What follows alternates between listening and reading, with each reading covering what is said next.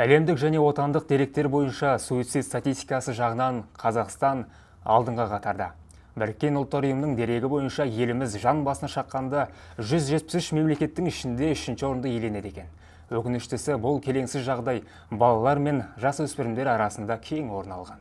Бүгінгі бейнеде біз суицидтің елімізде белең алуына себеп болатын негізгі 3 фактор жайында, суицидтік ойы бар адамды қалай анықтап, онымен қалай жұмыс істеу керек жайында айтатын боламыз. Бейнені соңына дейін көріп, лүпіл басып достарыңызбен бөлісуді ұмытпаңыз. Біз өзекті мәселені көтереміз. Ешқандай адам өле салайыншы деп өле салмайды. Ең бірінші міндетті түрде суицид алды ой пайда болады. Суицид дегеннің өзі қандай да бір өмірдегі проблемаларға, қандай да бір қиыншылықтарға бетпе-бет келген адамның саналы түрде әдейілеп өзінің өмірін қиюы деген сөз. Ал осы суицидтік ойға қандай факторлар әсер етеді? Сол турасында айтып өтсек.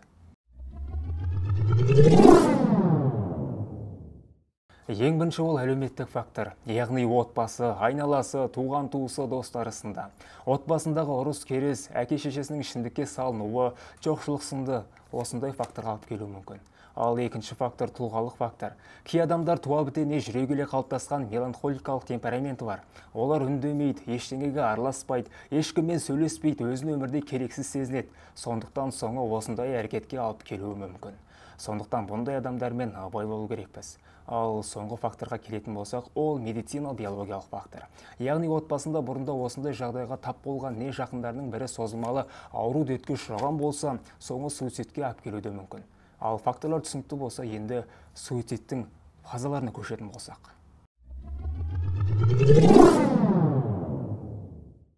Суицидтік әрекет 3 фазадан тұрады екен. Бірінші, суицидтік ойлар пайда болады, кейін жоспар құрылады. Яғни жоспарда асылы өлем, дәрі-дәрмек ішем, тамырымды кесем деген сынды әрекеттер болады. Сондықтан кез келген жанмен осы әрекетке дейінгі кезеңде жұмыс жасау маңызды. Ал ондай адамды қалай анықтаймыз? Сол турасында айтып өтсек. Суицид бойынша жүргізілген зерттеу бойынша суицидтік ойы бар адамдар өз ойлары туралы ашық айтады екен. Мысалға, мен өмірден өтсем бәріңе жақсы болады, мен мына өмірден шаршадым деген сияқты. Кей адамдар өз заттарын таратып бере бастайды екен. Мысалға, жақсы көретін киімін, ойыншығын, кітабын деген сықылды.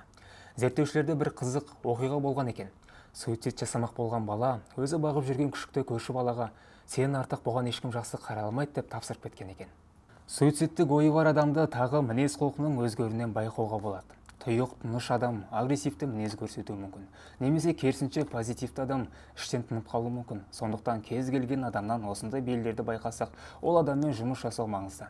Ал ондай адамдармен қалай жұмыс жасаймыз? Сол турасында айтып өтсек.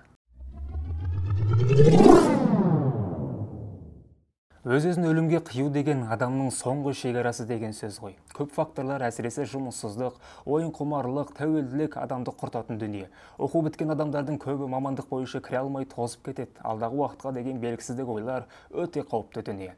Ата-аналар бейжай болмаса, адамдар психологпен байланысуға арланбаса, талай мәселенің алдын алуға болатын еді. Ашық диалог, бір ауыз жылы сөз көп мәселенің шешімі.